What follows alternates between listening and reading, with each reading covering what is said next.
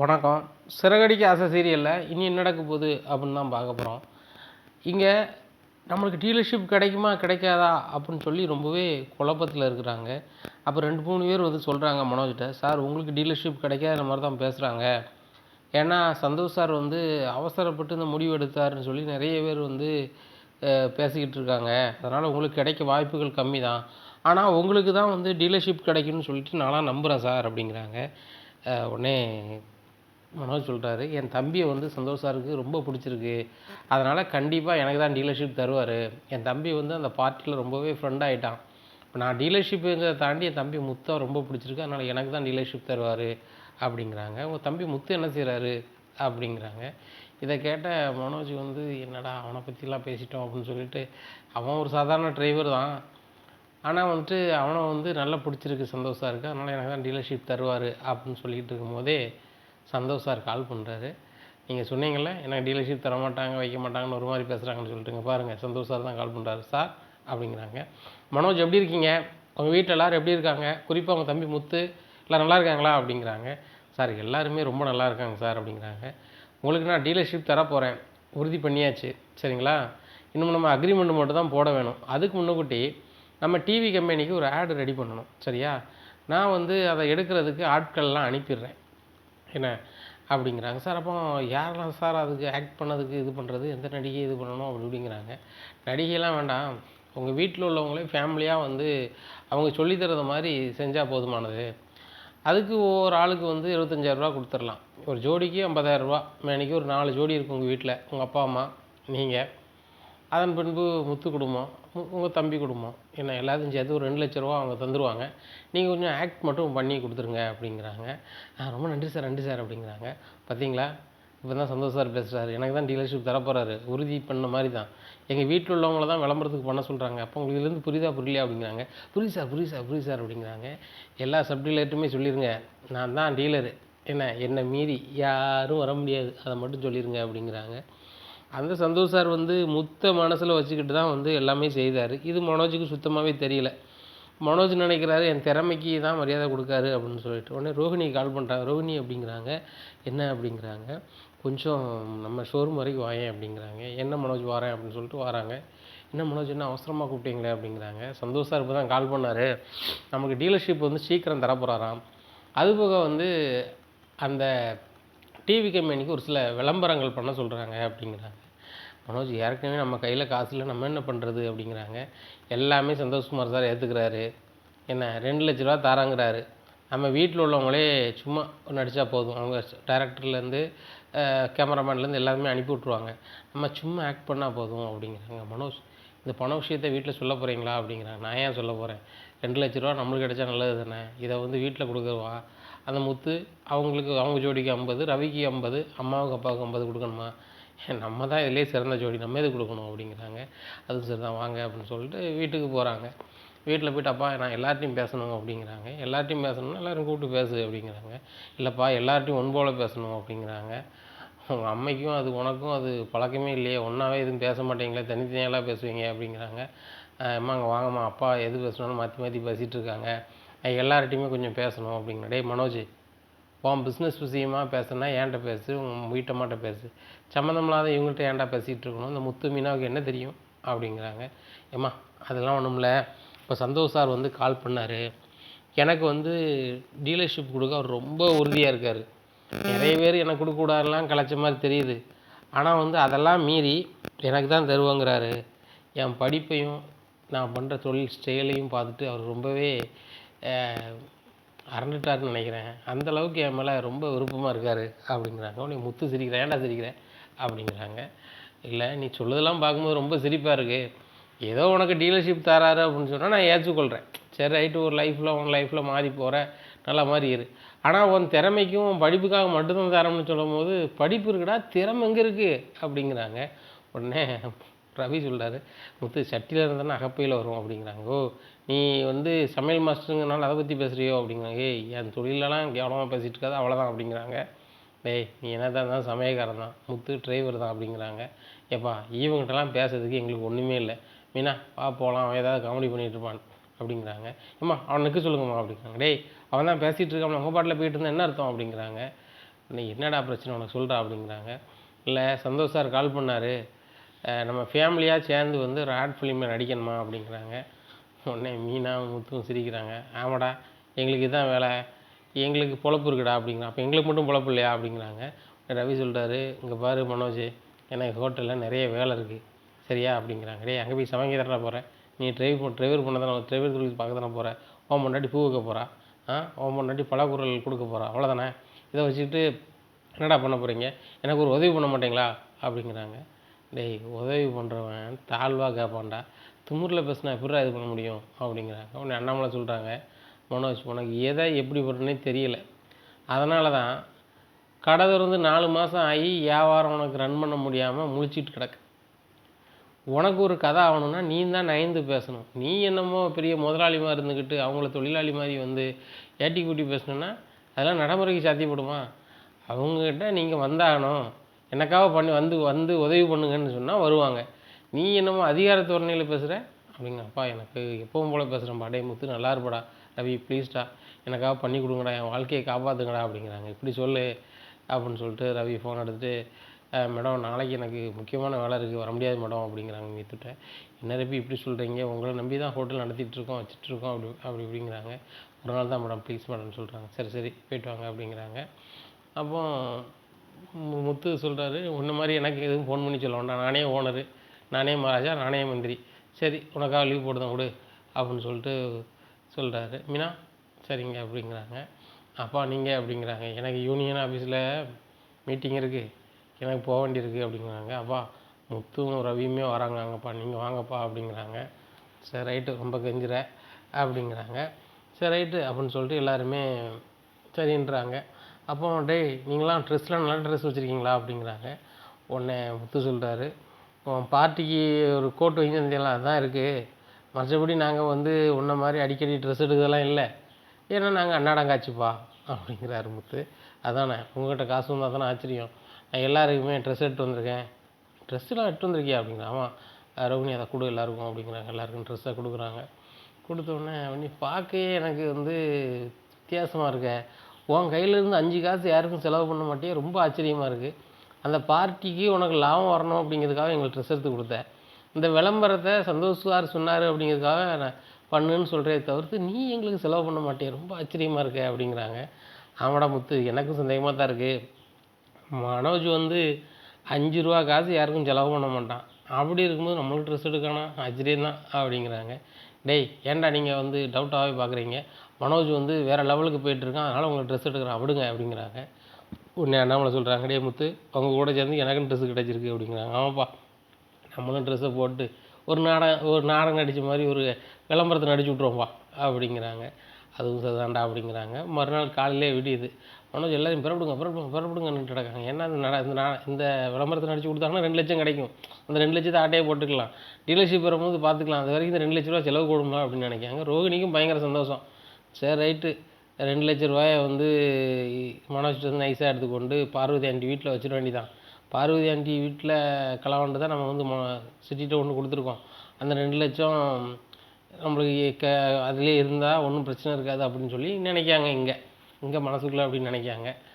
அங்கே விஜயாவுக்கு வந்து பணத்தை காங்கலை, நம்ம என்ன சொல்கிறது யார்கிட்ட சொல்கிறதுன்னு மனசுக்குள்ளே திணறிக்கிட்டு இருக்காங்க. பார்வதியும் வெளியே சொல்ல முடியல, அந்த பணம் எப்படி வந்துச்சு அப்படின்னு கேட்டாலும் வெளியே சொல்ல முடியாதே அப்படின்னு சொல்லி முடிச்சுக்கிட்டு இருக்காங்க. இப்படியே இருக்குது. இந்த சூழ்நிலை எல்லாருமே ஆக்ட் பண்ண போயிடுறாங்க. அங்கே போய் விளம்பரத்துக்கு நடிக்க சொல்லையில் முத்து மீனாவும் சொதப்பும் போது அந்த வீடியோ எடுக்கிறவர் வந்து ரொம்பவே கடுப்பாயிடுறாரு, கேமராமேன் கடுப்பாயிடுறாரு. என்னங்க இப்படி பண்ணுறீங்க, நாங்கள் ஒன்று சொன்னால் நீங்கள் ஒன்று பண்ணுறீங்க, சும்மையாங்க நடிக்கிறீங்க அப்படிங்கிறாங்க. என்னையா உங்களுக்கு ஒரு உதவி பண்ணலான்னு சொல்லிட்டு நாங்கள் வந்து உதவி பண்ணால் நீங்கள் வந்து இப்படி பேசுகிறீங்க அப்படின்னு சொல்லி முத்து கேட்குறாரு. நீங்கள் உதவி ஒன்றும் பண்ணல, சந்தோஷ் சார் வந்து ஒரு ஆளுக்கு 25,000 மேனைக்கு ஒரு ஜோடிக்கு 50,000 போட்டு 2 லட்ச ரூபா கொடுத்துருக்காரு, மனோஜ் சார்கிட்ட தான் கொடுத்துருக்காரு, இதை வாங்கிட்டு நீங்கள் ஒழுங்காக ஆக்ட் பண்ணலாம் என்ன அப்படிங்கிறாங்க. உடனே ஓ அதுதானா அப்படின்னு சொல்கிறாங்க. எல்லோரும் போடா ப்ளீஸ்டா இது வந்து வீட்டில் பேசிக்கிட்டோண்டா அப்படிங்கிறாங்க. அந்த விளம்பரத்துக்கு ஒழுங்காக நடித்து கொடுத்துட்டு வந்துடுறாங்க. எல்லோரும் வீட்டுக்கு வந்துடுறாங்க. உடனே முத்து கேட்குறாரு, 2 லட்ச ரூபா பணத்தை வாங்கிட்டு அதை எங்களுக்கு தெரியாமல் ஏமாத்திட்டே தானே அப்படிங்கிறாங்க. உடனே மனோஜ் திருன்னு வழக்கம் போல் முழிக்காரு. உடனே அண்ணாமலை சொல்கிறாங்க, முத்து நேர்மையாக இருந்தால் அதை மட்டும்தான் வந்து மனோஜ் பார்த்து நம்ம சந்தேகப்படணும். அவன் நேர்மை அற்றவன் தான். அவன் சின்ன பிள்ளையிலேருந்து அப்படி தான். அவனுக்கு நேர்மைனா என்னன்னே தெரியாது. அதான் அவன் கற்றுக்கொள்ளவே செய்யலை. அவன் வந்து அண்ணாமலை மகனாக வளரலை. இந்த வீட்டில் அண்ணாமலை மகனாக வளர்ந்தது இந்த ரவியும் முத்தும் தான். இவன் வந்து விஜயாவோட மகனாக வளர்ந்ததுனால இப்படி இருக்கான் அப்படிங்கிறாங்க. என்னங்க எப்படி சொல்கிறேன், இங்கே பாரு உன் மகன் உன்ன மாதிரி தான் இருக்கான் அப்படிங்கிறாங்க. டேய் 2,00,000 வாங்கியிருக்கே, ஒரு வார்த்தை நீ சொல்ல வேண்டியதானே அப்படிங்கிறாங்க. இல்லைடா எனக்கு எதுக்காவது யூஸ் ஆகும்ல அதான் வச்சுருக்கேன் அப்படிங்கிறாங்க. அதெல்லாம் ஒரு வெங்காயம் வேண்டாம், நீ அப்பாவுக்கு மாதம் 50,000 கொடுக்கணும்னு சொன்னால நீ கொடுக்கவே இல்லை. அந்த 2,00,000 கொடு, 4 மாதம் கழிச்சு நம்ம நீ கொடுத்தா போதும், அந்த பணத்தை கொடு அப்படிங்கிறாங்க. டேய் நான் கொடுத்தா அப்பா வாங்க மாட்டாரா அப்படிங்கிறாங்க. உடனே அண்ணாமலை சொல்கிறாங்க, இல்லை நீ கொடுத்தா நான் வாங்கிக்குவேன் அப்படிங்கிறாங்க. அப்படி சொல்லுப்பா அப்படிங்கிறாங்க. எட்டோடா அப்படிங்கிறாங்க. வேறு வழியே இல்லாமல் 2,00,000 கொடுக்குறாங்க. உடனே விஜயா சொல்கிறாங்க, ஏங்க என்கிட்ட கொடுங்க நான் பத்திரமா வச்சுருக்கேன் அப்படிங்கிறாங்க. நீ தானே ரொம்ப பத்திரமா வச்சுருப்ப, நான் பார்த்துக்கிறேன் அப்படின்னு சொல்லிட்டு நேராக பீரோலில் கொண்டு வைக்காங்க. உடனே விஜயா நினைக்காங்க, பீரோலில் தானே வைக்கிங்க, சாவி எங்கே இருக்குதுன்னு எனக்கு தெரியாமையாக இருக்குதுன்னு மனசில் நினச்சிக்கிறாங்க. இங்கே ரோகிணிக்கு ஆகா கை கட்டினது வாய் கட்டலையே, இந்த 2,00,000 கொண்டு நைஸாக பார்வதி ஆண்டி வீட்டில் வச்சு விட்டோம்னா அந்த பணம் காங்கலாக வைக்கலன்னு சொல்லி எப்படியும் காது போட வரும். எங்கே ஆண்டி காங்கலன்னு சொல்கிறீங்கன்னு சும்மையாவது பீரோவை தேடி பார்த்துட்டு ஆண்டி என்ன இருக்குல்ல அப்படின்னு எடுத்து கொடுத்துடலான்னு பார்த்தா இப்படி ஆயிடுச்சே அப்படின்னு சொல்லி ரொம்பவே யோசிக்காங்க. அப்பவும் அவங்களுக்கு ஒரு மனசை தேத்திக்கிறாங்க. அங்கிள் பீரோவில் தானே வச்சுருக்காங்க, எப்படியும் இதை எடுத்து அங்கே மாற்றிக்க வேண்டியதான், வேறு என்ன பண்ணுறது, ரொட்டேஷன் பண்ணிக்கலாம், அப்படி ஏதாவது காணலாம் கூட மீனாவை போட்டு விட்டு நம்ம பாட்டில் போயிட்டே இருக்கலாம் அப்படிங்கிற மனநிலையில் நினைக்காங்க ரோகிணி. இப்படி இருக்கும்போது ரோகிணிக்கு சிட்டி கால் பண்ணுறாங்க. சிட்டி கால் பண்ணி, ரோகிணி எப்படி இருக்கீங்க அப்படிங்கிறாங்க. நான் நல்லா இருக்கேன், தினேஷ் எப்படி இருக்கான் அப்படிங்கிறாங்க. அவனுக்கு ஒன்றும் பிரச்சனை இல்லை, அவன் இப்போ நல்லாவே பேசுகிறான் அப்படிங்கிறாங்க. நல்லாவே பேசுகிறானா அப்படிங்கிறாங்க. ஆமாம் அவன் பேசணுன்னு தூரம் வந்துட்டேன், அந்த வைத்தியர்கிட்ட ஏதோ சொல்லியிருப்பான் போல், வைத்தியர் திருதுன்னு முடிச்சுக்கிட்டு என்னோடய ரூமுக்கு வாங்கன்னு சொல்கிறாங்க. எனக்கு என்ன செய்யணும் ஒன்றும் புரியலை. ஒருவேளை என்னை வந்து அந்த சிட்டி வந்து கொண்டு வந்து இங்கே வச்சதுனால தான் இப்படி ஆயிடுச்சு, ரோகிணி தான் வந்து என்ன இப்படி பண்ண சொல்லியிருக்கான் அப்படி இப்படின்னு சொல்லியிருப்பானோ அப்படிங்கிறாங்க. சிட்டி நீங்கள் என்ன சிட்டி சொல்கிறீங்க அப்படிங்கிறாங்க. எனக்கு ஒன்றும் புரியலை, அந்த வைத்தியர் இந்த அதிகாரிக்கும் ஃபோனுக்குன்னு பண்ணி சொல்லுதாரோ நமக்கு தெரியல, எனக்கு ஒன்றும் புரியலை. ரோகிணி இங்கே பாரு, எனக்கு ஏதாவது ஒன்றா நீ தான் வெளியே எடுக்கணும் அப்படி இப்படிங்கிறாங்க. சிட்டி நீ வேறு பயங்கட்டாத சிட்டி, நீ வேறு அவனை காப்பாற்றினா மட்டும் போதும்னே, அந்த 2,00,000 நான் ரொம்ப கஷ்டப்பட்டு தான் அவன்கிட்ட கொடுத்தேன், ஏன் சிட்டி இப்படி பண்ணுற அப்படிங்கிறாங்க. இங்கே பாரு ரோகிணி, எனக்கு என்ன சின்னே தெரியல, அவர் வேறு கூப்பிட்றாரு, நான் எஸ் ஆகிட்டா செல்லை சுவிட்ச் ஆஃப் பண்ணிட்டா அப்படின்னு சொல்லி அது பில்டப் பண்ணுறாங்க. ரோஹினியோட வீக்னஸ் நம்ம புரிஞ்சுக்கிட்டு தானே ஆட்டையை போடணும் அப்படின்னு சொல்லிட்டு முழிக்காங்க. இங்கே பக்கத்தில் திணை சிரிச்சிக்கிட்டே இருக்கார். இப்படியா இருக்குது. உடனே இது சிட்டி அவர் என்ன சொல்லுதாருன்னு கேளு, ஒன்றும் பிரச்சனை வராது அப்படின்னு நான் பார்த்துக்கிறேன், என்னை மட்டும் இப்படியும் போட்டு கொடுத்துடாத அப்படிங்கிறாங்க. ரோஹினிங்க பாரு, நான் முடிஞ்ச அளவு நான் வந்து போட்டு கொடுக்காமல் இருக்க தான் முயற்சி பண்ணுவேன், நீ என் ஃப்ரெண்டு, உன்னை நான் காப்பாற்றுன்னு நினைப்பேன். ஆனால் நீ ரொம்ப ஓவராக போகும்போது எனக்கு ஒரு வழி தெரியல ரோகிணி, உனக்காக தானே நான் வந்து அவனை மங்குன்னு போட்டு வாங்கினதுனால தான் இப்படி ஆகிட்டான். இப்போ அவன் வந்து என்ன சொல்கிறான்னு எனக்கு தெரியலை. அந்த வைத்தியர் வந்து இவன் பேச ஆரம்பிச்சோன்னா ஒரு மாதிரி ஆறாரு. ஆனால் அதுக்கப்புறம் போய் நான் வந்து தினேஷை பார்த்தேன், அவன் வாங்கிட்டான். ஆனால் வந்து சரியாயிருவான்னு தான் நினைக்கேன். ஆனால் அவர்கிட்ட என்ன சொன்னான்னு எனக்கு ஒன்றும் புரியலை, எனக்கு பயமாக இருக்குது அப்படி இப்படிங்கிறாங்க. சிட்டி நல்லா இருப்பா, எப்படியாவது அவர்கிட்ட பேசு, வேறு எவ்வளோ காசுனாலும் ரெடி பண்ணி தந்துடுறேன், தயவுசெய்து என்ன போட்டு விட்றாத அப்படிங்கிறாங்க. சரி சரி சரி சரி சரி அப்படின்னு சொல்லிட்டு ஃபோனை வைக்கிறாங்க. அப்போ தான் சிட்டி வந்து தினேஷை சொல்கிறாங்க, நம்ம 2 பேரும் சென்னை அவுட்டரில் இருக்கோம், ஆனால் கேரளாவில் இருக்க மாதிரி சீனை போட்டிருக்கேன். இப்போ சீனை போட்டோன்னே ஆள் அலறுதாள அப்படிங்கிறாங்க. அவள் வீக்னஸ்ஸே இது தான். முதல்ல வந்து அவள் அசால்ட்டாக பேசுவாள், அவள் வாழ்க்கை வந்து பாதிக்கு அவ்வளோதான் அப்படின்னு ஒரு நிலை வரும்போது அவள் என்னன்னாலும் செய்ய தயாராக இருப்பாள். இதுதான் ரோஹிணி, இதுதான் கல்யாணி அப்படிங்கிறாங்க தினேஷ். சூப்பர் ஆளாக இருக்கா ஐயா, சூப்பராக வந்து அவட்ட பணம் அப்பப்போ வாங்கிக்கலாம் போலையே அப்படின்னு சொல்லி நினைக்கிறாங்க. உடனே சும்மையாவது கொஞ்ச நேரம் கழித்து ரோஹிணி ஃபோன் பண்ணுறாங்க. ஃபோன் பண்ணி சிட்டி என்னாச்சு அப்படிங்கிறாங்க. அவர் ரூமில் தான் உட்காந்துருக்குறேன், அவர் வந்து உங்கள்கிட்ட பேசணும் அப்படின்னு சொல்லிட்டு ஒரு ஆள் பீயெல்லாம் வச்சு கதவெல்லாம் அடைச்சிட்டாரு, இப்போ என்ன கேட்குறாருன்னு பேசுகிறாருன்னு நான் பார்க்குறேன் அப்படிங்கிறாங்க. இந்த சூழ்நிலையில் ரோஹிணி ஃபோனை வச்சிடுறாங்க. என்னாச்சுன்னு தெரியலையே அப்படின்னு சொல்லிட்டு. உடனே ரோஹிணி, அந்த பணத்தை நினச்சி ஃபீல் பண்ணாத, நம்மளோட டீலர்ஷிப் வந்தோம் பணம் வந்துடும், நீ சதனாம் தூங்கு அப்படிங்கிறாங்க.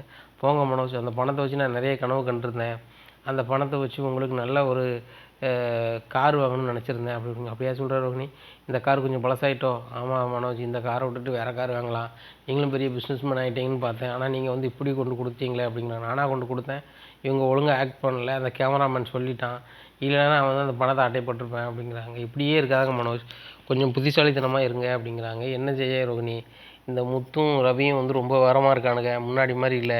முன்னாடி நான் சொன்னாலாம் நம்புவானுங்க, இப்போ நம்புறதே இல்லை. நம்புறது மாதிரி நீங்கள் சொல்லணும் மனோஜ் அப்படிங்கிறாங்க. சரி ரோகிணி, நீ அதை பற்றி கவலைப்படாத அப்படிங்கிறாங்க. மனோஜ், எனக்கு கொஞ்சம் தூக்கம் வரல, நான் மொட்டை மாடி வரைக்கும் போய்ட்டு வரட்டுமா அப்படிங்கிறாங்க. சரி சரி போய்ட்டு வா அப்படிங்கிறாங்க. மொட்டை மாடிக்கு போகிறாங்க. அங்கேருந்து கால் பண்ணுறாங்க சிட்டிக்கு. சிட்டி என்னாச்சு அப்படிங்கிறாங்க.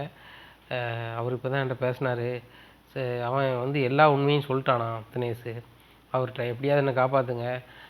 ரோஹிணிங்கிற பேரில் ஒரு பிள்ளை கல்யாணி பேருக்காரி, அவள் வந்து இந்த இடத்துல இன்னார் வீட்டில் ஏமாற்றிக்கிட்டு இருக்கா. அவளுக்கு கல்யாணம் முடிஞ்சு ஒரு பிள்ளை இருக்குது, அந்த பிள்ளை இந்த ஸ்கூலில் படிக்கி, அவங்க அம்மா இந்த ஊரில் இருக்காங்க அப்படிங்கிறத எல்லா தகவலையும் சொல்லியிருக்கான். அதுபோக நான் தான் அவனை வந்து ஒரு வாட்டி வந்து பிரச்சனை பண்ணி கூட்டி வந்ததாகவும், மறுவாட்டி வரமாட்டேன்னு சொன்னது இழுத்துட்டு வந்ததாகவும் எல்லாத்தையும் எல்லாம் அந்த ரூமுக்குள்ளே வச்சது எல்லாத்தையும் சொல்லிட்டான். இப்போ நான் வந்து அதிகாரிகள்கிட்ட சொல்ல போகிறேன், அதிகாரிகிட்ட சொல்லாமல் இருக்குன்னா எனக்கு 5 லட்ச ரூபா உடனே வேணும் அப்படிங்கிறாரு. எனக்கு என்ன செய்யனே தெரியல. நான் என்ன செய்வேன், என்கிட்ட 5 லட்ச ரூபா என்கிட்ட உடனே பெற முடியாது. ஏன்னா நான் பூரா ஃபைனான்ஸ் போட்டேன், இப்போ ஒரு பக்கம் துட்டு பெறலாத காரணம் உங்கள் வீட்டில் உள்ள அந்த முத்து தான். சரியா, எனக்கு இப்போ ஒன்றும் செய்ய முடியாது. 5 லட்ச ரூபா கேட்காரு, இல்லைன்னா நான் அதிகாரிட்ட சொல்லி உள்ளே அடைச்சிருவேன், உள்ளே அடைச்சிருவேன். அந்த கல்யாணிங்கிற பேரில் உள்ளவா ரோஹிணின்னு லாந்திட்டு அடக்கால, அவளையும் உள்ளே அடைச்சிருவேன், அவள் ஃப்ரெண்டையும் விட மாட்டேன் அப்படி இப்படிங்காரு. வைத்தியர்னு பார்த்தா இவர் வேறு மாதிரி பேசுகிறார், எனக்கு பயமாக இருக்குது. ரோஹிணி, இனிமேல் தான் நான் வந்து தெளிவாக இருக்கணும், நான் கிளம்புறேன், செல்லை சுவிட்ச் ஆஃப் பண்ண போகிறேன் அப்படிங்கிற. சிட்டி தயவுசெய்து சுவிட்ச் ஆஃப் பண்ணிடாத, நான் காரணம் கொண்டு உனக்கு நாளைக்கு பணம் தந்துடுவாங்க, அவர்கிட்ட மட்டும் வைத்தியர்கிட்ட மட்டும் சொல்லு, நாளைக்கு எப்படியா பணம் தந்துடும்னு மட்டும் சொல்லு அப்படிங்கிறாங்க. உடனே சரி சரி சரி சரி ரோஹிணி, சரி நீ கவலைப்படாத, நான் சொல்லிடுறேன் அப்படின்னு சொல்லிட்டு ஃபோனை வச்சிடுறாங்க. இங்கே பயங்கரமாக சிரிக்கிறாரு. நம்ம செங்கல்பட்டில் ரூம் எடுத்துகிட்டு தங்கியிருக்கோம், ஆனால் அவகிட்ட கேரளாவில் இருக்க மாதிரி சீனம் போடுறோம். அலறுதாளங்க அப்படிங்கிறாங்க. நாளைக்கு பணம் வந்துடும், பாட்டில் 5 லட்ச ரூபா வந்துடும் அப்படிங்கிறாங்க. இங்கே பாரு தினேஷ், நீ நம்ம பார்ட்னர் ஆகிட்ட, இப்போ 2 லட்ச ரூபா வாங்கினா 1 லட்ச ரூபா தந்துட்டேன், இப்போ 5 லட்ச ரூபா ரெடி பண்ணி தந்துடுவா. தெரியுது, அவளுடைய பேச்சிலே தெரியுது, அவள் தான் வீக்னஸ் தெரிஞ்சு போச்சே, என்ன அலறுதாள. அவள் வந்து இப்போ ஒரு 5 லட்ச ரூபாயை பிரட்டி போட்டு விடுவா, அதில் ஆளுக்கு 2.5 லட்ச ரூபா எடுத்துக்கிடும். அதுக்கப்புறம் 2 நாள் கழிச்சு அடுத்த சீன் அப்படிங்கிறாங்க. சூப்பரு, நான் 30 லட்ச ரூபாயா அவட்ட எப்படி வாங்குறதுன்னு நினச்சேன், இப்படி கொஞ்சம் கொஞ்சமாக ஒரு 2 மாதத்தில் வாங்கிடலாம் அப்படிங்கிறாங்க. 2 பேரும் பயங்கரமாக சிரிச்சுக்கிறாங்க. தினேஷ் 2வது முன்னாடி ஃபோன் அடிக்காங்க. ஃபோன் அடிச்சு எப்படி இருக்க அப்படிங்க. ஏங்க உங்களை காங்காமல் அங்கங்கே நான் வந்து அலறிக்கிட்டு இருக்கேங்க அப்படிங்கிறாங்க. ஒன்றும் பிரச்சனை கிடையாது, ஒரு இடத்துல வேலை விஷயமாக தான் வந்தேன். ஏங்க கல்யாணம் முடிஞ்சோடனே நீங்கள் போயிட்டீங்க எப்படிங்க அப்படிங்கிறாங்க. இங்கே பாருமா, ஒரு இடத்துல வந்து வெயிட்டாக சம்பளம் கொடுக்குறாங்க, ஒரு மாதத்துக்கு 3 லட்ச ரூபா சம்பளம். ஏன்னா அந்த வெயிட்டாக சம்பாதிச்சுட்டு கொண்டு வரலாம் அப்படிங்கிறது தான் இங்கே வந்துட்டேன். ஒன்றும் பிரச்சனை இல்லை, நான் வரும்போது சம்பளமும் அட்வான்ஸும் வாங்கிட்டு வரேன். என்னம்மா நம்ம சொந்தமாக ஒரு வீடு வாங்கிடலாமா, நம்ம எதுக்கு வாடகைக்கு இருக்கணும் அப்படிங்கிறாங்க. சூப்பருங்க, நான் கூட நீங்கள் கல்யாணம் முடிஞ்ச புதுசில் டவார்னு செல்லு சுவிட்ச் ஆஃப் பண்ணிட்டு அழகங்களையே, எங்கே போனீங்களோ ஏது போனீங்களோ என்ன ஆச்சுன்னு நான் பயந்துக்கிட்டு இருந்தேன் அப்படிங்கிறாங்க. நீலாம் பயப்படாதம்மா, உன் மேலேயும் உசிரியாக வச்சுருக்கேன் அப்படி இப்படின்னு சீனை போடுறாங்க. சரிம்மா, உன் அக்கௌண்ட் நம்பருக்கு நான் வந்து ஒரு 1 லட்ச ரூபா அனுப்பியிருக்கேன், ஏறிட்டேன்னு பாருமா அப்படிங்கிறாங்க. ஆமாம்மா ஏறிட்டு அப்படிங்கிறாங்க. இன்னும் பணம் வர வர ஏறிக்கிட்டே இருக்கணும் அப்படிங்கிறாங்க. சரிமாம்மா அப்படின்னு சொல்லிட்டு அவங்க ஃபோனை வச்சுடுறாங்க. சிட்டி, தேங்க்ஸ் சிட்டி, நீங்கள் வந்து எனக்கு எதிராக தான் இருப்பீங்கன்னு பார்த்தா, ஆனால் நீ பரவாயில்ல, ஃப்ரெண்டாக இருந்து எனக்கு ஆளுக்கு பாதியாக தந்துட்டீங்க அப்படிங்கிறாங்கல்ல தினேஷ். நீ வெளியே போய் ஏதாவது ஒரு பிரச்சனை பண்ணாலும் அது ஓரி. இப்போ ரோகிணியை அலற விடணும்னா நம்ம 2 பேரும் ஒரே டீலில் இருந்தால் தான் சரி. இப்போ நான் ஒன்று ஏதாவது பண்ண போவேன், என்கிட்ட இருந்து தப்பிச்சு எங்கேயாவது போய் இது பண்ணாலும் என் டீல் ஓடாது. அதனால் நம்ம கரெக்டாக பண்ணோம், ஒன்றும் பிரச்சனை கிடையாது. அதுபோக நீ நல்லா படிச்சிருக்க, எனக்கு படிப்புனா என்னன்னே தெரியாது, எப்படி பேசணும் ஏது பேசணும் எனக்கு ஆக்ட் பண்ண தெரியாது, நீ சொல்லித்தர நான் ஆக்ஷன் பண்ணுவேன், ஏன்னா அப்படியே பண்ணி சம்பாத்தியம் பண்ணிட்டு போயிட்டே இருப்போம் அப்படிங்கிறாங்க. அதுவும் சரி தான் அப்படிங்கிறாங்க. இங்கே ரோகிணிக்கு பணத்தை எப்படி பெறணும்னு தெரில. 5 லட்ச ரூபா கேட்குறாங்களே, இப்போ 5 லட்ச ரூபா உடனே இல்லையே, என்ன பண்ணுறது ஒன்றும் புரியலை. இங்கே விஜயா ரூமில் போய் அந்த 2 லட்சத்தை எப்படியாவது ஆட்டையை போட்டாகணும், வேறு வழியே கிடையாது அப்படின்னு சொல்லி ரோகிணி நினைக்காங்க. எல்லாருமே நல்லா தூங்கிடுறாங்க. முத்துக்குமே 2 நாள் வந்து பயங்கரமாக கார் ஓட்டினதில் அசதி, மீனாவுக்கும் பூ வியாபாரம் அதிகம், முகூர்த்த நேரம், அந்த டெக்கரேஷன்லாம் போய்ட்டு வந்ததில் ரொம்ப அசதியாக இருக்கிறாங்க. அவங்க தூங்கிடுறாங்க. வீட்டில் எல்லோரும் தூங்கின பிறகு விஜயா ரூமுக்கு பைய போகிறாங்க. விஜயாவும் அண்ணாமலையும் வந்து நைட்டு தூங்குறதுக்கு ஒரு மாத்திரை போட்டு தான் தூங்குவாங்க, அதனால் அவங்க எந்திக்கவே மாட்டாங்க அப்படின்ட்டு நல்லாவே தெரியும். நைஸாக பீரோது வந்து அந்த 2 லட்ச ரூபாய் எடுக்காங்க, எடுத்து பேக்கில் கொண்டு வச்சுக்கிறாங்க. விடியாமல் வீட்டை விட்டு போயிடணும், அது போக இன்னொரு 3 லட்ச ரூபா எப்படியாவது ரெடி பண்ணணும் அப்படின்னு நினைக்காங்க. இந்த சூழ்நிலையில் காலையிலே விடியுது. விடிஞ்சோடனே ரோகிணி வந்து காணலை. அப்போ மனோஜுக்கு ஃபோன் பண்ணி கேட்காங்க, எங்கே இருக்க ரோகிணி அப்படிங்கும்போது, காலையில் எனக்கு ஒரு வேலை இருந்துச்சு, அதான் வந்துட்டேன் அப்படிங்கிறான். அப்படியே ரோகிணி அப்படிங்கிறாங்க. இங்கே பார்லர் கல்லாவில் பார்க்குறாங்க, அதில் ஒரு 1,00,000 கிடக்குது, அதையும் எடுத்துக்கிறாங்க. 3,00,000 இருக்குதுன்னு இன்னும் 2,00,000 வேணுமே, என்ன செய்யறது அப்படின்னு சொல்லிட்டு நேராக வித்யா கால் பண்ணுறாங்க. வித்யாவும் பைக் தாடி அப்படிங்கிறாங்க. எங்கே போகிற அப்படிங்கிறாங்க. எங்கள் அம்மாவை பார்க்க போகிறேன் அப்படின்னு சொல்லிட்டு நேராக பைக் எடுத்துகிட்டு கிராமத்துக்கு போகிறாங்க, குமரிப்பாளையத்துக்கு. அங்கே போய் அம்மா நகை கொஞ்சம் கொடுமா அப்படிங்கிறாங்க. உடனே என்னடியே அப்படிங்கிறாங்க. கொஞ்சம் தேவைப்படுமா அப்படிங்கிறாங்க. நகையை வாங்குறாங்க. நகையை வாங்கி ஒரு 2,00,000 அடவு வைக்காங்க. இந்த 2,00,000 அடவு வச்சு நேராக 5,00,000 ஆயிடுது. 5,00,000 ஒரு அக்கௌண்ட்டில் போட்டு நேராக சிட்டி ஒரு உங்கள் அக்கௌண்ட்டில் ஏறிட்டான்னு பாரு, உனக்கு 5,00,000 போட்டிருக்கேன் அப்படிங்கிறாங்க. 5,00,000 ஏறிடுது. ஏறினோடனே சிட்டிக்கு பயங்கர சந்தோஷம். ரோகிணி ஏறிடுச்சு அப்படிங்கிறாங்க. இது கொடுத்த எப்படியாவது ஒரு ஆஃப் பண்ணு, இன்னும் எந்த பிரச்சனையும் வரக்கூடாது அப்படிங்கிறாங்க. ரோகிணி இன்னும் ஒரு பிரச்சனை நான் பார்த்துக்கிறேன் அப்படின்னு சொல்லிட்டு ஃபோனை வச்சிடுறாங்க. ஃபோனை வச்சோன்னே அவள் 5,00,000 போட்டாயா, ஜம ஜாலியா அப்படிங்கிறாரு. உடனே தினேஷுக்கு 2,50,000 கொடுத்துட்றாரு. தினேஷ் அவர் பொண்டாட்டிக்கு ஃபோன் பண்ணி, உனக்கு இன்னும் 2,50,000 காலைல ஏறி இருப்பாரு அப்படிங்கிறாங்க. ஆமாங்க ஏறிட்டு அப்படிங்கிறாங்க. என்னங்க திடீர்னுலாம் பணம் வருது அப்படிங்கிறாங்க. இங்கே பாருமா, நான் வந்து பணம் சம்பாத்தியம் பண்ண தான் வெளில வந்திருக்கேன். நிறைய பணத்தை உன் அக்கௌண்ட்டில் வந்தோன்னா நான் தேடி வந்துடுவேன் அப்படிங்கிறாங்க. சரிங்க நிறைய பணம் சம்பாத்தியம் பண்ணிட்டு வேணா வாங்கண்ணே அப்படின்னு சொல்லி தினேஷ் 2 முன்னாடி ஃபோனை வச்சிடுறாங்க. இங்கே ரோகிணிக்கு அலைஞ்சி பிறண்டாலும் உருண்டாலும் அந்த பணத்தை அனுப்பிட்டோம், இன்னும் ஒன்றும் பிரச்சனை இல்லை அப்படின்னு சொல்லிட்டு நினைக்காங்க. மறுபடியும் கால் பண்ணுறாங்க சிட்டிகிட்ட. அந்த வைத்தியத்தை கொடுத்துட்டியா அப்படிங்கிறாங்க. கொடுத்துட்டேன், ஒன்றும் பிரச்சனை இல்லை, நான் யார்ட்டையும் இதை சொல்ல மாட்டேன்னு சொல்லிட்டாரு, நானே வந்து அவனை காப்பாற்றி விட்டுருந்தேன் அப்படின்னு வேற சொல்லுதாரு அப்படிங்கிறாங்க. எப்படியாவது சிட்டி அவன் நல்லா முழிச்சு இயல்புக்கு வந்த பிறகு நீ நைஸாக வந்துரு, ஆனால் என்னை மட்டும் இந்த கதையிலையும் போட்டு கொடுத்துடாத அப்படிங்கிறாங்க. என்ன ரோகிணி இப்படிலாம் நான் போட்டு கொடுப்பேனா, நீ எவ்வளோ பெரிய ஆள், நீ ஆத்திர அவசரத்துக்கு 2,00,000 அங்கே 5,00,000 டவார்னு பரட்டி போடுத வைக்க அப்படிங்கிறாங்க. சிட்டி என் கை முதல் கிடையாது, நான் இதுக்கு எவ்வளோ கஷ்டப்பட்டுருக்கேன் வச்சுருக்கேன்னு எனக்கு தான் தெரியும் அப்படின்னு நினைக்காங்க. அப்போ தான் அவங்களுக்கு சிந்தனை வருது, ஆகா வீட்டிலேருந்து பணத்தை எடுத்துட்டோம், ஆன்ட்டி வேறு காலையில் பீரோ திறந்து பணம் இருக்கான்னு பார்ப்பாங்களே, அங்கே பார்வதி ஆண்டி வீட்டில் பணம் 2,00,000 எடுத்தாச்சு, இங்கேயும் எடுத்தாச்சு, 2 பக்கமும் பணத்தை காணலைன்னா ஏன் மேலே டவுட் வராதா? நான் தான் கடைசி அங்கே பார்வதி ஆண்டி வீட்டுக்கு போனேன், இங்கே நான் காலையில் வீட்டில் இருந்து வந்துட்டேன் அப்படின்னு சொல்லி ரொம்பவே யோசிக்காங்க. இல்லை என்ன நடந்தாலும் நம்ம ஒரு மீனாவை மாட்டி விட்டுக்கலாம், அதுக்கு நம்ம சீக்கிரம் வீட்டுக்கு போகணும் அப்படின்னு சொல்லி அவசரமாக கிளம்பி வீட்டுக்கு வந்துடுறாங்க. அந்த நேரத்தில் மீனா வந்து பூ வியாபாரத்துக்கு எல்லாத்துக்குமே போயிடுறாங்க. ரோகிணியோட அம்மா கால் பண்ணுறாங்க. என்னடி திடீர்னு வந்த நகையை வாங்கினா திடீர்னு ஆளக்காங்களே அப்படிங்கிறாங்க. அம்மா என் வீட்டுக்கு வந்துட்டோம்மா அப்படிங்க. என்னடி சீர என்ன நடக்குது அப்படிங்கிறாங்க. இல்லைம்மா எனக்கு அவசரமாக தேவைப்பிடிச்சா தான் வந்தேன் அப்படிங்கிறாங்க. சரிடி அதை பற்றி ஒன்றும் இல்லை, வந்தையா காணலையா அப்படின்னு சொல்லி தான் முழிக்கிறேன், கிறிஸ்கிட்ட சொன்னேன் நீ வந்திருக்கேன்னு சொல்லி ரொம்ப சந்தோஷப்பட்டான், அம்மாவை நான் பார்க்கணுன்னா நீ திடீர்னு போயிட்டேடி அப்படிங்கிறாங்க. அம்மா நான் நாளை கழிச்சு வரேம்மா அப்படிங்கிறாங்க. சரிம்மா அப்படிங்கிறாங்க. இப்படியா இருக்குது. இந்த சூழ்நிலையில் விஜயா வந்து பீரோவை திறந்து பார்க்குறாங்க, பணத்தை காணலை. இந்த மனுஷன் நீ நம்பாமல் அக்கௌண்ட்டை கொண்டு போட்டார் பொழுது, நம்ம மனுஷன் நம்பவே மாட்டேங்கிறனே அப்படின்னு சொல்லிட்டு ரொம்ப கடுப்பில் இருக்காங்க. ஆனால் வந்து இதை கேட்கல. விஜயா நடனப்பள்ளிக்கு போயிருந்தாங்க. அந்த பண விஷயத்தை நம்ம எப்படி கையில் எடுக்கலாம் வைக்கலான்னு சொல்லி அவங்களுக்கு ரொம்பவே குழப்பமாக இருக்குது. என்ன பண்ணுறது ஏது பண்ணுறது ஒன்றும் புரியலையே அப்படின்னு சொல்லி ரொம்பவே குழப்பமாக இருக்குது. இப்படியா இருக்குது. இந்த சூழ்நிலையில் பார்வதிக்கு அவங்க உறவினர் ஃபோன் அடிக்காங்க. பார்வதியோட கூட பிறந்த அக்கா, ஒரு குடும்ப சொத்து ஒன்று விற்கணும், உன் பங்குக்குள்ள பணத்தை வாங்கிட்டு போ அப்படின்னு சொல்லிட்டு, உடனே பார்வதி நான் வரேன் அப்படின்னு சொல்லி அங்கே போகிறாங்க. இங்கே விஜயா நடனப்பள்ளியில் உட்காந்துட்டு பணம் போச்சா எப்படி சொல்லி நம்ம பெட்டிஷன் கொடுக்குறது வைக்கிறது, அப்படி பணம் எப்படி வந்துச்சுன்னா என்ன பதில் சொல்கிறது அப்படின்னு சொல்லி இங்கே குழப்பமாக இருக்காங்க. பார்வதியாக ஊரில் போய் அந்த சொத்தை விற்றுட்டு, விஜயா இந்த சொத்தை விற்றுருக்கோம், என் பங்கு 2,00,000 தான் சேரிச்சு அப்படிங்கிறாங்க. சரி வா அப்படின்னு சொல்லிட்டு வர சொல்கிறாங்க. இந்த சூழ்நிலையில் பார்வதியும் வீட்டுக்கு வந்துடுறாங்க. இங்கே நடனப்பள்ளி இதெல்லாம் முடிச்சுட்டு வீட்டுக்கு கிளம்பி போயிடுறாங்க. விஜயாவுக்கும் ஒரே சிந்தனை, ரோகிணிக்கு பயங்கரமான சிந்தனை என்னென்னா, இங்கே நம்ம பேரோலில் வந்து பணத்தை எடுத்துருக்கோம், ஆன்ட்டி ஒன்றும் கேட்கல, அங்கிள் ஒன்றும் கேட்கலன்னு சொல்லிட்டு. அண்ணாமலை பீரோவை திறந்து பார்க்கும்போது பணம் இல்லை. அப்போ விஜயா தான் எட்டு போயிட்டு அவள் அக்கௌண்ட்டில் போய் போட்டால் போலுக்கு. சரி ரைட்டு, அந்த பணத்தை சொல்லி நம்ம எதுவும் பிரச்சனை பண்ணிகிட்டு இருக்கோம்னு அவரும் விட்டுறாரு. இங்கே விஜயா வந்து அண்ணாமலை தான் எடுத்து பேங்கில் அக்கௌண்ட்டில் போட்டிருக்காரு, நம்ம கேட்க போனால் மறுபடியும் ஏதாவது சண்டை வரும்னு சொல்லி அவங்களும் விட்டுறாங்க. பண விஷயம் வந்து தெரிஞ்சுக்கிட்டு ஆன்ட்டி ஒன்றும் கேட்காம இருக்காங்களா என்னென்னு தெரியலையே அப்படின்னு சொல்லி முழிக்காங்க. சரி கேட்காத வரைக்கும் நம்மளுக்கு ஒன்றும் பிரச்சனை இல்லை அப்படின்னு சொல்லி ரோகிணி வழக்கம் போல் வேலையை பார்க்குறாங்க. விஜயா முகமே சரியில்லை.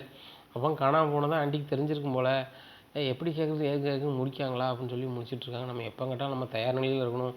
மீனாவை தான் நம்ம அட்டாக் நம்ம பண்ணது மாதிரி இருக்கணும், வேறு வழி கிடையாது அப்படின்னு நினச்சிக்கிட்டே இருக்கிறாங்க. இந்த சூழ்நிலையில் சிட்டி மறுபடியும் கால் பண்ணுறாரு. கால் பண்ணி ரோஹிணி அப்படிங்கிறாங்க. என்ன அப்படிங்கிறாங்க. இல்லை தினேஷுக்கு திடீர்னு மூச்சு விட முடியல, அதான் என்னச்சின்னு எனக்கு தெரில அப்படிங்கிறாங்க. என்ன சிட்டி இப்படி பண்ணால் என்ன சிட்டி அர்த்தம் அப்படிங்கிறாங்க. எனக்கு ஒன்றும் புரியலை ரோஹிணி, எப்படியாவது அவனுக்கு கொஞ்சம் பணம் ரெடி பண்ணி கொடு, வேறு வைத்தியிட்ட பார்ப்போம், இது சரி வராது உங்களுக்கு, இவர் சரியாக பண்ணவே தெரில அப்படிங்கிறாங்க. என்ன சிட்டி சொல்கிறீங்க, அவன்கிட்ட கொண்டு விட்டோம், நல்லா ஆயிட்டான் வச்சுட்டான் பேசுகிறான்னு சொன்னீங்க, திடீர்னு மயங்கிட்டான்னு சொல்கிறீங்க, இப்போனா அவருக்கு சரியாக பார்க்கறதுக்கையாங்கிறீங்க அப்படிங்கிறாங்க. நான் அப்படி தான் நினைக்கிறேன், வேறு வைத்தியிட்ட கொண்டு போகணும், இல்லைன்னா அவ்வளோதான், நீ இன்னும் பணம் எனக்கு தரல அப்படின்னு சொன்னால் அவனை தூக்கி கொண்டு உங்கள் வீட்டில் போட்டு போயிட்டே இருப்பேன் அப்படிங்கிறாங்க. என்னச்சேனே தெரியல. சுற்றி சுற்றி ஆட்டையை போட்டு வச்சுருக்கேன், எங்கள் பார்லரில் கல்லால் பணம் எடுத்திருக்கேன், அது தெரிஞ்சால் எங்கள் ஓனர்கிட்ட மாட்டிப்பேன். வீட்டில் 2 லட்ச ரூபா எடுத்திருக்கேன், அது தெரிஞ்சால் மாட்டிப்பேன். பார்வதி ஆண்டி வீட்டில் 2 லட்ச ரூபா எடுத்திருக்கேன், அது தெரிஞ்சால் மாட்டிப்பேன். நான் இப்போ என்ன செய்ய போகிறேன்னு ஒன்றும் புரியலை. எங்கள் அம்மா நகையுமே அடகு வச்சுருக்கேன். இப்படி என்ன செய்கிறது அப்படின்னு சொல்லி அவங்களுக்கு ரொம்ப யோசனையாக இருக்குது. அப்போ தான் அவங்களுக்கு இன்னொரு யோசனை வருது. நம்ம பார்லர் வேலை செய்ய ஒரு வயசான லேடி வீட்டுக்கு போனோம். அங்கே நகைலாம் நிறைய இருக்குல்ல, அவங்க மசாஜ் பண்ணால் அப்படியே தூங்கிடுவாங்கள்ல அப்படின்னு சொல்லி அவங்க சிந்தனை வருது. உடனே சரி ரைட்டு அப்படின்னு சொல்லிட்டு நைட்டு ஒரு 6 மணி இருக்கும் கிளம்புறாங்க. ரோஹிணி இவ்வளோ நேரத்துக்கு எங்கே போகிற அப்படிங்கிறாங்க. இல்லை ஆண்டி ஒரு முக்கியமான வேலை இருக்குது, நான் போயிட்டு வரேன் அப்படின்னு சொல்லிட்டு நேராக அந்த கிளைண்ட் வீட்டுக்கு போகிறாங்க. என்ன ரோஹிணி எப்படி இருக்கேன் அப்படி நல்லா இருக்கேன் அப்படிங்கிறாங்க. உங்கள் நினைவு வந்துச்சு அதான் வந்தேன் அப்படிங்கிறாங்க. நானும் உனக்கு கால் பண்ணான்னு நினச்சேம்மா, ஒரே உடல் வலிம்மா, கொஞ்சம் மசாஜ் பண்ணுறியாம்மா அப்படிங்கிறாங்க. சரி மேடம் மசாஜ் பண்ணுறேன், க்ரீம்லாம் பண்ணுறேன், போட்டு விட்றேன், ஆனால் நீங்கள் கண்ணை மூடிட்டு இருந்தால் தான் வந்து நல்லாயிருக்கும் அப்படின்னா. கண்ணை மூடிட்டு இருக்கம்மா அப்படிங்கிறாங்க. மசாஜெலாம் பயங்கரமாக பண்ணுறாங்க, க்ரீம்லாம் போட்டுவிட்டு அப்படி உட்காருங்க மேடம், வெள்ளரிக்காயை கட் பண்ணி வச்சுருக்கேன் மேடம், அதை கண்ணில் வச்சா ரொம்ப குளிர்ச்சி மேடம் அப்படிங்கிறாங்க. ஓகே ஓகே அப்படின்னு சொல்லிட்டு கண்ணில் வச்சிடுறாங்க. வெள்ளரிக்காவை கண்ணில் வச்சுருக்கனால அவங்க மூடிக்கிட்டே இருக்காங்க. நைஸாக போய் அவங்க பீரோவில் போய் நகையை எடுத்துடுறாங்க. நகையை எடுத்துகிட்டு சரி ரைட்டு எப்படியும் இது ஒரு 3 லட்ச ரூபா தேரும் அப்படின்னு சொல்லி அந்த நகையை உள்ளே வச்சிடுறாங்க. இதுக்கு மேலே எடுத்தால் நம்ம மாட்டிப்போம் அப்படின்னு சொல்லிட்டு அவங்க முன்னாடியே உட்காந்துருக்காங்க. மேடம் உங்களுக்கு நான் மசாஜ் பண்ணிவிட்டு ஏற்றாப்புலேயே உட்காந்துட்ருக்கேன், நேராகிட்டு மேடம் நான் கிளம்புறேன் அப்படிங்கிறாங்க. ஓ நீ ஏற்றாப்புலே தான் இருக்கிறியோ, சரிம்மா நேராகிட்டலாம் நீ போயிட்டு வா, உனக்கு எவ்வளோமா ஃபீஸ் அப்படிங்கிறாங்க. 500 மேடம் அப்படிங்கிறாங்க. அதுலேயும் ஒரு 500 வாங்கிக்கிறாங்க. போய்ட்டு வர மேடம் பாய் மேடம்னு சொல்லிட்டு கிளம்பிடுறாங்க. எப்பா நகை எடுத்தாச்சு, இடத்துக்கு டவுட் இல்லாமல் வந்துட்டோம் அப்படின்னு சொல்லிட்டு அவங்க பாட்டில் போயிடுறாங்க. இப்படியே இருக்குது. சிட்டிக்கு மறுபடியும் கால் பண்ணுறாங்க. சிட்டி இனிமேல் என்கிட்ட பணம்னு கேட்காத, பணத்துக்கு நான் சுற்றி உழைச்சி ஏகப்பட்ட பேர்கிட்ட கடை வாங்கி வச்சுருக்கேன், ரொம்ப சங்கடம். ஏன்னா நான் காலையில் ஒரு 3 லட்ச ரூபா ரெடி பண்ணி தரேன், அந்த 3 லட்ச ரூபா வச்சு அவனை எப்படியாவது காப்பாற்றுவார், இதுக்கு மேலே பணம்னு கேட்டால் என்கிட்ட 5 காசு கிடையாது அப்படிங்கிறாங்க. அட பாதவத்தி, பணம்னு கேட்டாலே ஒரு நாளைக்கு 8 லட்ச ரூபா ரெடி பண்ணதானே, எப்பா 10 நாள்லாம் நீ பயங்கரமாக ரெடி பண்ணிட போலே அப்படின்னு சொல்லிட்டு நினைக்காங்க. காலையிலே விடியுது. விடிஞ்சோடனே ரோகிணி அதை கொண்டு ஒரு அடை வைக்காங்க. அடை வச்சு ஒரு 3 லட்ச ரூபாய் சிட்டி அக்கௌண்ட்டில் போட்டுவிடுவாங்க. ஆளுக்கு 1.5 லட்ச ரூபா எடுத்துக்கிறாங்க. தினேஷும் சிட்டியும். ஆனால் தினேஷ் சொல்லுதாரு, இந்த மாதிரி பிளான் முன்னாடியே பண்ணியிருக்கலாம் அப்படின்னு சொல்லி 2 பேருமே சிரித்து பேசிகிட்டு இருக்காங்க. தினேஷ் மறுபடியும் ஒரு 1.5 லட்ச ரூபாய் அவர் 2வது பொண்டாட்டி அக்கௌண்ட்டில் அனுப்பி விட்றாரு. அவங்களும் ஏங்க மாமா, நீங்கள் புதுசாக கல்யாணம் முடித்து நீ 2ஆம் தரம் கல்யாணம் முடித்தா கூட என்ன நாலு சரியாக வச்சு பார்த்துப்பீங்களா பார்த்துக்க மாட்டீங்களான்னு நினச்சோம், ஆனால் தினம் லட்சமாக அனுப்புகிறீங்களே அப்படிங்கிறாங்க. எப்பா பணம் வர நான் உனக்கு அனுப்பிட்டே இருக்கு, நீ சேர்த்து வச்சுட்டே இருப்பா அப்படின்னு சொல்லிட்டு ஃபோனை வைக்கிறாரு. இங்கே சரக்கு சாப்பாடுன்னு சிட்டி பயங்கர சந்தோஷமாக இருக்கார். அப்போ நிறைய பேர் சிட்டிக்கு கால் பண்ணுறாங்க. சிட்டிண்ணே என்னண்ணே பிஸ்னஸ் நடக்க விட்டுட்டு இடத்த விட்டுட்டு நீங்கள் வந்து செங்கல்பட்டில் போய் ரூம் எடுத்து தங்கியிருக்கீங்க அப்படிங்கிறாங்க. டேய் நீங்கள் அங்கே பிஸ்னஸ் பண்ணுடா, நான் இங்கேருந்து பிஸ்னஸ் பண்ணுறேன்டா அப்படி இப்படின்னு இருக்காங்க. சரிண்ணா இங்கே ஒழுங்காக பிஸ்னஸ் நடந்துகிட்ருக்கேன் அப்படி இப்படிங்கிறாங்க. இங்கே ரோகிணிக்கு என்ன சின்ன தெரியல, சுற்றி ஃபுல்லும் தப்பு செஞ்சுருக்கோம், எங்கே மாட்டினாலும் நம்ம சங்கடப்பட்டு போயிடுவோமே அப்படின்னு சொல்லி நினச்சிட்டு இருக்காங்க. அப்போ விஜயா வந்து இவங்க வீட்டில் போய் பேசுகிறாங்க, பார்வதி வீட்டில். பார்வதி இந்த பணம் எப்படி போச்சுன்னு தெரியல, இவங்க தருத மாதிரி தந்துட்டு ஆட்டையை போட்டாங்கன்னு ஒன்றும் புரியலை அப்படிங்கிறாங்க. அதெல்லாம் மீனா வீட்டில் அப்படி பண்ண மாட்டாங்க அப்படிங்க. ஏன் பண்ண மாட்டாங்க, கண்டிப்பாக பண்ணியிருப்பாங்க, அவங்கள பற்றி உனக்கு தெரியாது. இவா வந்து பணத்தை கொடுத்தா வாபஸ் வாங்கிடுவான்னு சொல்லி வக்கீல் வச்சு பணத்தை கொடுத்துட்டு இவங்களே எங்கன வைக்கேன் எது வைக்கணும்னு பார்த்துட்டு பணத்தை ஆட்டையை போட்டிருப்பாங்க. இவங்களை சும்மி விடக்கூடாது. எப்படி பணம் வந்துச்சு நம்மளுக்கு தெரியாமல் தானே வந்து நம்ம வந்து பெட்டிஷன் கொடுக்குறதுன்னு முழிச்சிக்கிட்டு இருந்தோம். இப்போ ஒரு ஐடியா கிடச்சிட்டு நீ வந்து எப்படியும் வந்து ஒரு 2 லட்ச ரூபாயை வந்து உன் பங்கை இடம் சொத்தை விற்று வாங்கிட்டு வந்திருக்கல, அந்த 2 லட்சத்தை ஒழிச்சு வை, அந்த 2 லட்சத்தை காணலான்னு சொல்லி நம்ம பெட்டிஷன் கொடுப்போம் அப்படிங்கிறாங்க. அப்படியே சொல்லுத விஜயா அப்படிங்கிறான். ஆமாம் அதெல்லாம் எதுக்கு, நீ இப்போ 2 லட்ச ரூபா உன் பங்கு வாங்கிட்டு வந்திருக்கல, அதுக்கு வந்து உன் பங்குதாரர்கிட்ட கேட்டால் சொல்லிடுவாங்களா, ஆமாம் சொத்தை விற்று 2 லட்ச ரூபா பங்கு கொடுத்தோம் வச்சோம்னு சொல்லுவாங்களா, இதை வச்சே கொடுப்போம். நான் வந்து இந்த மாதிரி 2 லட்ச ரூபா வாங்கிட்டு வந்தேன், அதை வீட்டில் கொண்டு வச்சேன், காணலை, கண்டுபிடிச்சிட்டாங்க அப்படின்னு சொல்லுவாங்க. சொல்லு ஸ்டேஷனில் கம்ப்ளைண்ட் பண்ணோன்னே அவங்க வந்து விசாரிப்பாங்க. பீரோல் வந்து ரேகெல்லாம் பார்ப்பாங்க. அப்போது யார் மாரிலாம் டவுட் இருக்கும்போது யார் மாரிலாம் டவுட் இருக்குது எல்லாம் எழுதி கொடு. அப்போது அவங்க செக் பண்ணி பார்த்து சொல்லிட்டு போட்டும் அப்படிங்கிறாங்க. இதுவும் நல்ல யோசனை தான். ஆனால் நான் பண்ணதுனால வேறு எதுக்கும் பிரச்சனை வந்துடாதா அப்படிங்கிறாங்க. அப்போ பணத்தை நீ தான் எடுத்தியா பார்வதி அப்படிங்கிறாங்க. நான் ஏன் விஜயா எடுக்க மாட்டேன், நீ நம்ப மாட்டியா அப்படிங்கிறாங்க. நான் யாரையுமே நம்ப மாட்டேன் பணம் விஷயத்தில், வா ஸ்டேஷனுக்கு வா அப்படின்னு சொல்லிட்டு ஸ்டேஷனுக்கு கூப்பிட்டு போகிறாங்க. ஸ்டேஷனில் ரைட்டர் இருக்கார். என்னம்மா ஏம்மா விஜயம்மா நீங்கள் தான் பெட்டிஷன் வாபஸ் வாங்கிட்டீங்களே அப்படிங்கிறாங்க. நான் பெட்டிஷன் வாபஸ் வாங்கிட்டேன், என் ஃப்ரெண்டு பேர் பார்வதி, இவன் ஏதோ பெட்டிஷன் கொடுக்கணுமா அதான் கூப்பிட்டா வந்தேன் அப்படிங்கிறாங்க. அதானே, சரி என்னம்மா என்ன விஷயம் சொல்லுங்கள் அப்படிங்கிறாங்க. பார்வதி திக்கி பேச ஆரம்பிக்காங்க. என்ன நடக்கும் அப்படிங்கிறத பொறுத்துட்டு இருந்து பார்க்கலாம். நம்ம சேனலை மறக்காமல் லைக் அண்ட் சப்ஸ்கிரைப் பண்ணுங்கள். நன்றி, வணக்கம்.